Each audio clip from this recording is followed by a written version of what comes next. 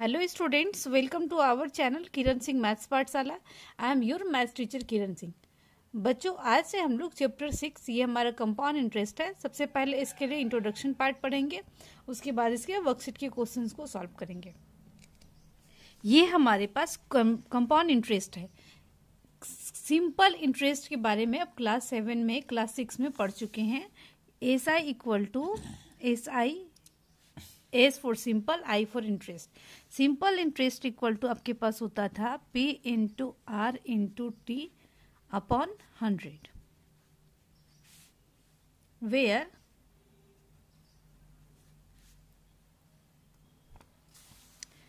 S I equal to simple interest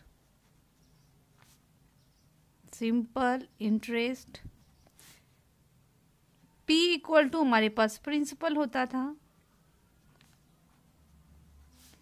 R for rate of interest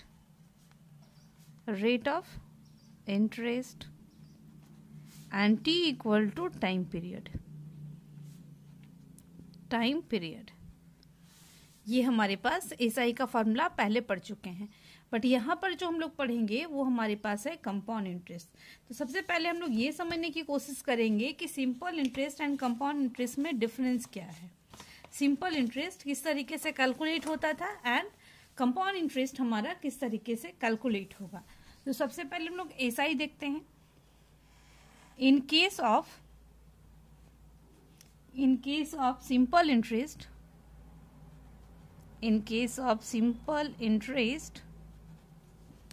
the interest is calculated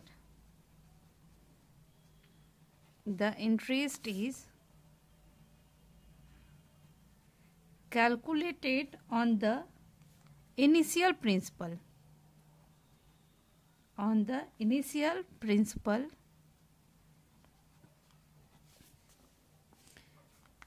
whereas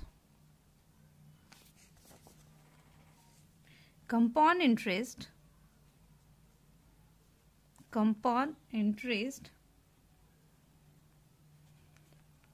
is calculated on the principal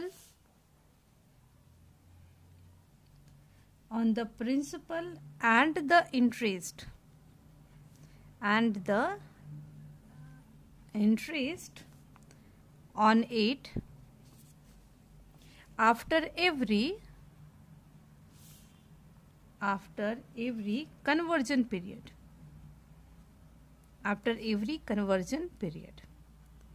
हम लोग इसको फिर से समझने की कोशिश करते हैं।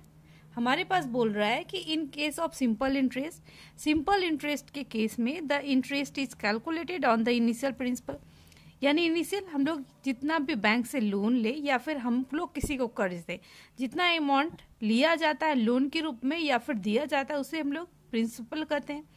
एंड उस पर जितना रेट ऑफ इंटरेस्ट मान लीजिए 10%, 5%, तो थ्रू आउट ईयर के लिए यानी 1 ईयर 5 ईयर के लिए सेम होता है principal. But in case of compound interest ये जो कैलकुलेट होता है वो principal and the interest on it after every conversion period. हर एक साल का जो क्या होता है हमारे पास वो चेंज हो जाता है। वो एवरी ईयर का हो सकता है, 6 मंथ का हो सकता है, 3 मंथ्स का हो सकता है, वो उसके अनुसार होता है। आप आगे और पढ़ेंगे तो आपको अच्छे से समझ में आएगा। बट यहाँ पर आपके पास एक वर्ड यूज हुआ है कन्वर्जन पीरियड, वो क्या होता है अब हम लोग उसको भी देखते हैं। Conversion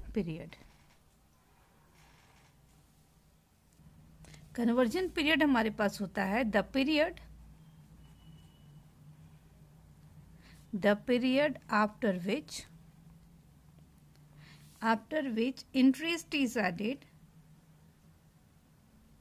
interest is added to the principal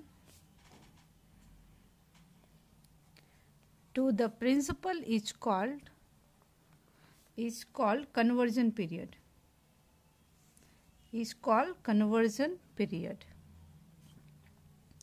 and the interest so obtained, and इस तरीके से जो इंटरेस्ट हमें प्राप्त होता है, interest so obtain after a number of conversion period, conversion periods is called compound interest. Is called compound interest. अब यहाँ पर हम लोग देखते हैं कि दो चीजें आपके पास आ गई. Conversion period is called, conversion period आपके पास आ गया, एंड नेक्स्ट जो आपके पास है वो कंपाउंड इंटरेस्ट है. ये दोनों चीजों को आप देखें. The period after which interest is added, वो पीरियड जिसके बाद इंटरेस्ट प्रिंसिपल में ऐड हो जाता है उसे कन्वर्जन पीरियड बोलते हैं. एंड द इंटरेस्ट, जो इस तरीके से इंटरेस्ट हमें मिला after number of conversion periods is called compound interest. वो हमारा कंपाउंड इंटरेस्ट हो सकता है कि फर्स्ट ईयर जो हमें इंटरेस्ट मिला वो 100, सेकेंड ईयर जो मिला वो 120, थर्ड ईयर जो मिला वो हमारे पास 150. तो तीनों साल का जो इंटरेस्ट ऐड हो जाएगा उसे हम लोग कंपाउंड इंटरेस्ट बोलेंगे. इसमें एवरी ईयर का या फिर 6 मंथ का, हाफ ईयरली होगा तो 6 मंथ का, क्वार्टरली होगा तो फिर आपके पास 3 मंथ्स में आपके पास हर एक बार प्रिंसिपल चेंज होता है. एंड इसके पहले आप एक फॉर्मूला पढ़ चुके थे, अमाउंट इक्वल टू आपके पास होता है, अमाउंट को हम लोग ए से रिप्रेजेंट करते थे, amount equal to principal plus SI. अगर प्रिंसिपल में एसआई जो इंटरेस्ट मिला उसे ऐड कर दिया जाए तो हमारे पास अमाउंट हो जाता था. उसी तरीके से अगर आप एसआई निकालना चाहेंगे तो क्या हो जाएगा, अमाउंट माइनस प्रिंसिपल. उसी तरीके से हमारे पास सीआई जो हमारे पास होता है, इसका फॉर्मूला भी क्या होता है, C for compound, I for interest. तो सीआई इक्वल टू हमारे पास हो जाता है ए माइनस बी. जो अमाउंट में से अगर प्रिंसिपल को माइनस कर देंगे तो ये भी हमारा क्या हो जाएगा, सीआई हो जाएगा. बट एसआई का भी फॉर्मूला हमारे पास यही होगा. अगर यहाँ से हम लोग एसआई निकाल दें तो इसका भी फॉर्मूला यही होगा, ए माइनस बी. बट दोनों में डिफरेंस है, इसमें प्रिंसिपल कभी भी चेंज नहीं होता है, बट इसमें सीआई के कंडीशन में हर एक बार आपका प्रिंसिपल चेंज हो जाएगा और बाकी कोई डिफरेंस नहीं है. बच्चों ये आपका इंट्रोडक्शन पार्ट था. इसके बाद वर्कशीट 1 में आपको फॉर्मूला का यूज करके बनाना नहीं है क्वेश्चन को. इसका फॉर्मूला भी होता है अमाउंट निकालने का, सीआई निकालने का, दोनों का फॉर्मूला है, वो आपको आगे के वर्कशीट में बताया जाएगा. अभी सबसे पहले हम लोग वर्कशीट 1 के क्वेश्चंस को देखते हैं ताकि हमें आसानी से समझ में आए. हमारे पास अब सबसे पहले क्वेश्चन नंबर 1 है वर्कशीट 1 का.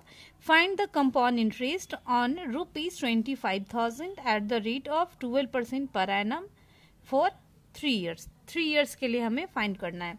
कंपाउंड इंटरेस्ट फाइंड करना है तो हम लोग लिखेंगे C I equal to question mark, C for compound and I for interest, ये हमें निकालना है. एंड जितना हमारे पास अमाउंट होता है उसे हम लोग प्रिंसिपल बोलते हैं. Principal equal to 25,000 rupees.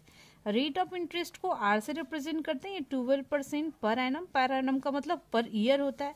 And time हमारे पास 3 ईयर्स दिया हुआ है. आप देख लें यहाँ पर ये है. तो इसमें सबसे पहले हम लोग अलग अलग ईयर का निकालते हैं. तो सबसे पहले फॉर फर्स्ट ईयर. क्यों अलग अलग निकालते हैं, क्योंकि हर एक बार आपका जो प्रिंसिपल होगा वो चेंज हो जाएगा. तो फॉर फर्स्ट ईयर जो स्टार्टिंग में होता है, बिगिनिंग में होता है, इनिशियल कंडीशन में जो होता है अमाउंट, उसे फर्स्ट ईयर में प्रिंसिपल के रूप में लेते हैं. प्रिंसिपल इक्वल टू 25,000 होगा. Rate of interest 12% per annum होगा. एंड टाइम हमारे पास 1 ईयर हम लोग लेंगे. हर एक साल एक एक ईयर का लेंगे क्योंकि 1 साल का निकाल रहे हैं. इसमें एसआई का फॉर्मूला आप सबको पता है, P into R into T upon 100 होता है. प्रिंसिपल के प्लेस पे हम लोग 25,000 पुट करेंगे, आर के प्लेस पे 12, टी हमारा 1 एंड अपॉन 100. इसको हम लोग अब मल्टीप्लाई करते हैं, 1 0 हो गया, 12 5 जा 60, 12 2 जा 24 एंड 6 30, 3,000 रुपीज आ गया. ऐसा ही हमारे पास. अब अमाउंट, ये फर्स्ट ईयर का अमाउंट है इसलिए A1 लिख ले.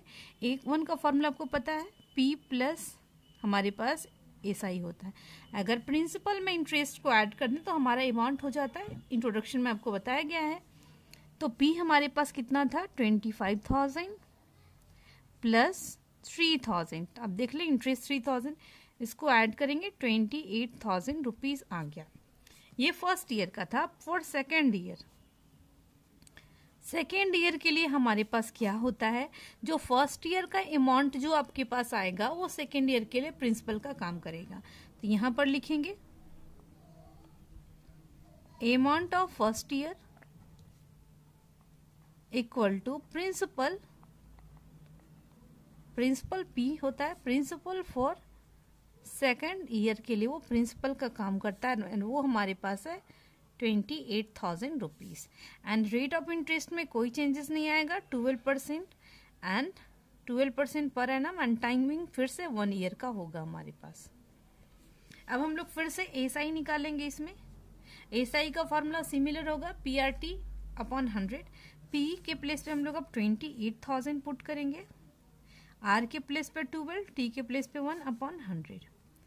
अब इस दोनों को हम लोग मल्टीप्लाई करेंगे, 10 पुट कर दिए, 12 8 जा 96, 6 हो गया हमारे पास, 9 कैरी बचा, 12 2 जा 24, 24 एंड 9 आपके पास 33 हो जाएगा, यानी 3,360 रुपीज ये हो गया।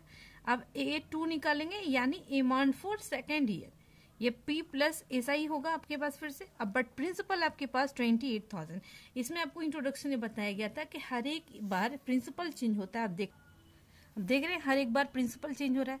स्टार्टिंग में प्रिंसिपल आपके पास 25,000 था, सेकेंड ईयर के लिए प्रिंसिपल 28,000। अब हम लोग अमाउंट निकालेंगे, ये भी प्रिंसिपल प्लस SI, प्रिंसिपल आपके पास 28,000 है एंड इंटरेस्ट जो आया 3,360 रुपीज आ गया आपके पास। अब इस दोनों को हम लोग ऐड करेंगे, 0 6 हो गया, फिर से 3 हो गया, अब 8 3 11 एंड 2 1 3 31,360 रुपीज।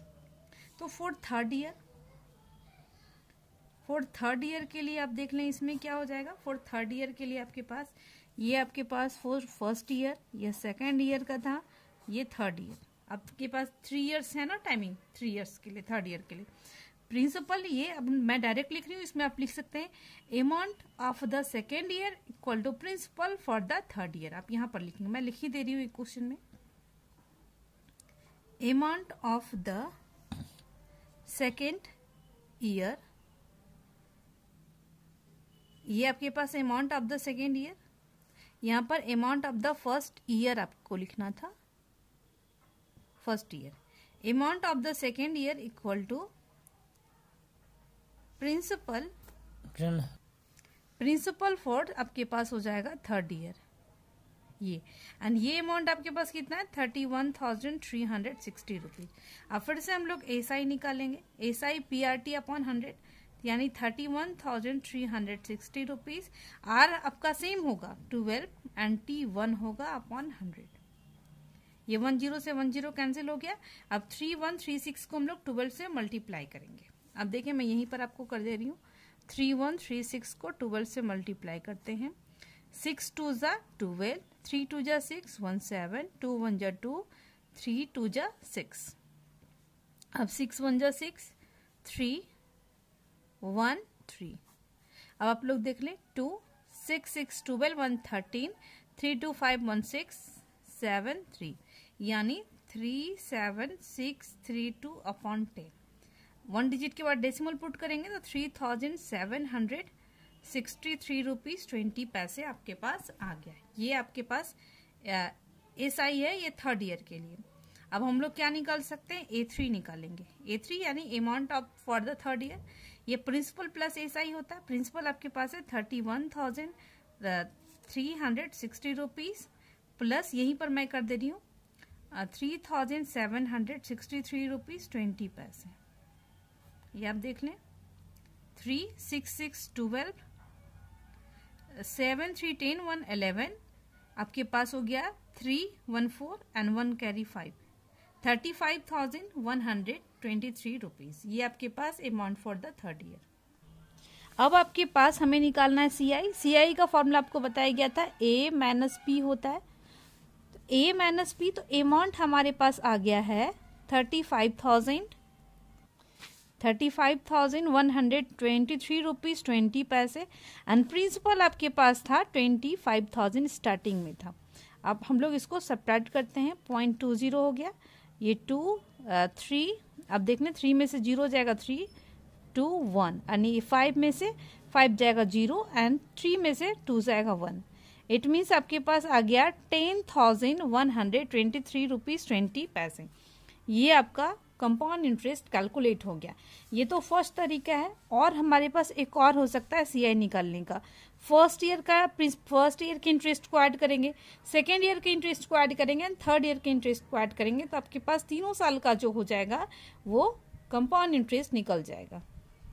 आप देखें ये फर्स्ट ईयर का इंटरेस्ट था, ये सेकेंड ईयर का इंटरेस्ट, ये थर्ड ईयर का इंटरेस्ट, इन तीनों को हम लोग ऐड कर दे रहे हैं। 3 6 6 12 7 3 10 1 11 3 3 9 1 10। आप इसमें भी देखें 10,123 रुपीज 20 पैसे।